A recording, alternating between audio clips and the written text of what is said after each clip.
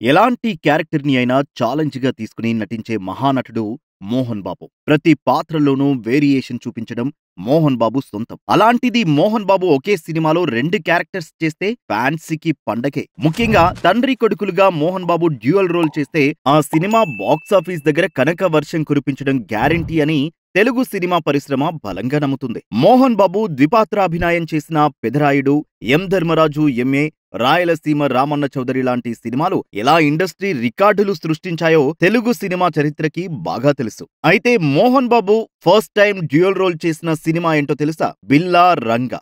ఈ సినిమాలో తండ్రి కొడుకులుగా నటించారు. చిరంజీవి మరో హీరోగా నటించారు. KSR Das director. ఆ తర్వాత 'మోహన్ బాబు' 'కాలయముడు', 'మానవుడు దానవుడు', 'అల్లరి పోలీస్' మొదలైన పిక్చర్స్ లో ద్విపాత్రాభినయం చేశారు 'మోహన్ బాబు'. ఆయన డ్యూయల్ రోల్ చేసిన వాటిలో అత్యధిక శాతం సూపర్ హిట్స్.